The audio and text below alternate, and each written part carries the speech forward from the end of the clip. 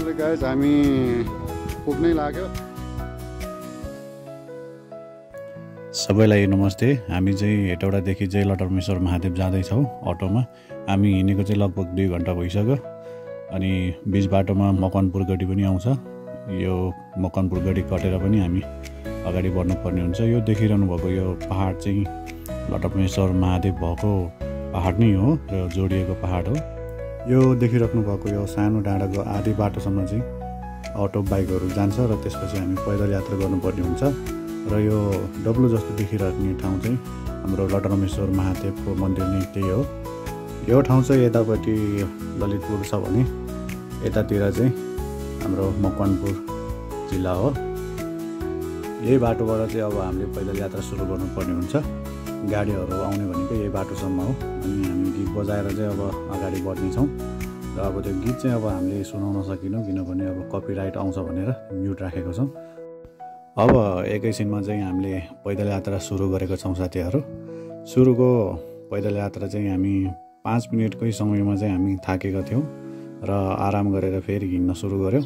र बाटोहरू धेरै उकालो र अनि यो सिडीहरू चाहिँ धेरै ठुलो भएको भएर चाहिँ हामी छिटै थाकेको महसुस भयो। बाटोहरू चाहिँ सिधा बाटो चाहिँ थोरै छ भने यस्तो उकालो बाटोहरू चाहिँ धेरै छ, तपाईँहरूले देख्न सक्नुहुन्छ। लगभग हामी अहिले 45 मिनट जति हिँडिसकेका छौँ साथीहरू। अब 45 मिनटपछि चाहिँ लटरमेश्वरको मेन प्रमुख मन्दिर चाहिँ आइपुग्छ। त्यो पनि हजुरहरूलाई देखाउँछु। यो बाटो चाहिँ एकदम ठाडो उकालो छ, त्यस्तो हुसो लागेको छ। चिसो मौसम छ तर एकदम राम्रो छ शरीरको लागि। धन्यवाद।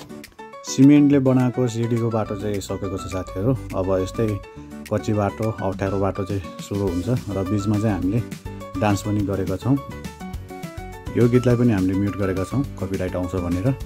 अनि हामी चाहिँ बिच बाटोमा आराम पनि हुन्छ, यसो रमाइलो पनि हुन्छ भनेर चाहिँ हामी एकछिन नाच्यौँ। अनि त्यसपछि फेरि हामी कन्टिन्यू हाम्रो पैदल यात्रा पनि सुरु हुन्छ। माथि हिँड्दै गर्दाखेरि चाहिँ बिच बाटोमा बिस्तारै हिँड्ने आराम गरेको जस्तै अनि यस्तो राम्रो हुसो लागेको छ। हामी चाहिँ 5 जना छौँ, 5 जनाको ग्रुप। यस्तै यस्तै उकालो डाँडाहरू आउँछ। अब फेरि हामी माथि लाग्छौँ। अनि यो बिच बाटोमा चाहिँ एकदम राम्रो मौसम छ। ट्याक्कै यो चाहिँ अब बिच बाटो जस्तै हो। यो डाँडामा चाहिँ यस्तो राम्रो हुसो लागेर चाहिँ यस्तो राम्रो भ्यू देख्न सकिन्छ। अब हामी फेरि लाग्छौँ। अनि यो डाँडामा चाहिँ हामी एकैछिन बसेका थियौँ। यो हो ऐसेलो, अहिले यो धेरै नै दुर्लभ भएको छ। यो चाहिँ हामीले लटरमेश्वर जाने बाटोमा भेटेको। अब डाँडाको बाटो चाहिँ धेरै छैन अनि यस्तो छेउबाट हिँड्नुपर्ने हुन्छ। धेरै ठाडो उकालो त छैन तर यो बाटोहरू चाहिँ एकदम भिरालो छ। अलि ध्यानपूर्वक हिँड्नुपर्ने हुन्छ। र एकछिन पछि चाहिँ हामी यो भाइरल भर्याङ भन्दा पनि हुन्छ, पुल पनि भन्छ। अब यो भर्याङ आइपुगेपछि चाहिँ हामी अब 5-10 मिनटमा चाहिँ अब लटरमेश्वर महादेव पुग्छौँ। अनि यस्तै छ यहाँको पुल चाहिँ। यतापट्टि चाहिँ बादल खुल्नै लागेको छ, यतापट्टि चाहिँ खुलेको छैन। फाइनल्ली 2 घन्टापछि चाहिँ हामी लटरमेश्वर महादेवको मन्दिर आइपुग्यौँ साथीहरू।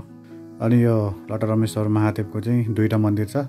पहिला तलको मन्दिर दर्शन गरेर मात्रै माथिको मन्दिर दर्शन गर्नुपर्छ।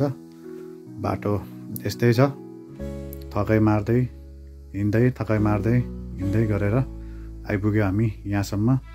अब यो सानो मन्दिर पूजा गरेर अनि एकछिनपछि यता गुफामा पनि भगवान्लाई पूजा गरेर गुफाबाट निस्केर चाहिँ अब हामी माथि सबैभन्दा उचाइमा रहेको मन्दिरमा दर्शन गर्न जानेछौँ साथीहरू।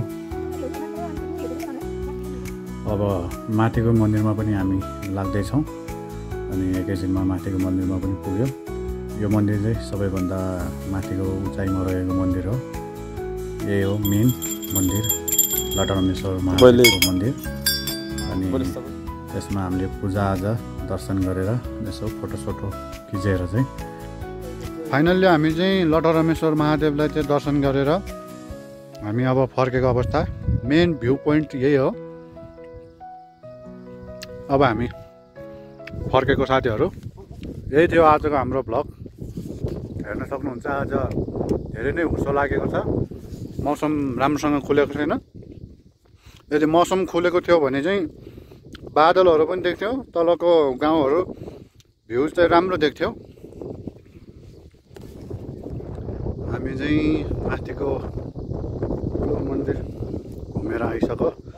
अब यता पनि सानो मन्दिर छ, दुईवटा मन्दिर छ। लटरम्मेश्वर मन्दिर चाहिँ यतापट्टि पनि छ। मौसम आजै हो यस्तो भयो। उता एउटा छ, यतापट्टि गुफा पनि छ। 3 मिनेटमा भगवान जोग्नुपर्छ नि, 3 मिनेटमा निस्किन्छ। अब हाम्रो साथीहरू फर्किने तयारीमा। हामी लटरम्मेश्वर महादेव दर्शन गरेर फर्केको अवस्था। सबैले रुद्राक्षमाला लाएर आयौँ हामी। हामी फेरि यही भाइरल ब्रिजमा एकैछिन फोटो खिच्नको लागि यसो बसेका थियौँ र यतापट्टि चाहिँ ललितपुर जिल्ला हो भने यतापट्टि बादल लागेकोपट्टि चाहिँ मकवानपुर जिल्ला हो। यसरी कि बादल लागेको छ, हुस्सो लागेको छ। यदि यो हुस्सो खुलेको छ भने चाहिँ माथिको लटरम्मेश्वर महादेवको ट्याक्कै माथिको मन्दिर पनि देख्थ्यो र तलतिरको घरहरू पनि देख्थ्यो, देख्न सक्नुहुन्छ। यही हो लटरम्मेश्वर महादेवको मन्दिर। यहीँबाट हामी गएर माथि चढेर अहिले ओर्लेर अहिले यता पनि आयो। कस्तो भयो गाइज आजको हाम्रो यात्रा? एकदम कस्तो भयो आजको यात्रा? एकदम बिन्दास रमाइलो। ल गाइज अब हामीहरू चाहिँ मन्दिर दर्शन गरेर फर्किसकेको छ। अब बाटो ओह्रालो नै ओह्रालो छ। उकालोको बाटो डाँडाको पछाडि चाहिँ लटरम्मेश्वर महादेवको मन्दिर छ। यो डाँडा पुरै हिँडेर चाहिँ हामीले लटरम्मेश्वर महादेव घुमेर दर्शन गरेर आयौँ। जानलाई 2 घन्टा र ओर्लिनलाई चाहिँ आउनलाई फर्किनलाई चाहिँ 1.5 घन्टा लाग्यो। हेर्न सक्नुहुन्छ यही डाँडा हो हामीले चढ्नुपर्ने लटरम्मेश्वर महादेव भएको स्थानमा दर्शन गर्नलाई पुग्नलाई।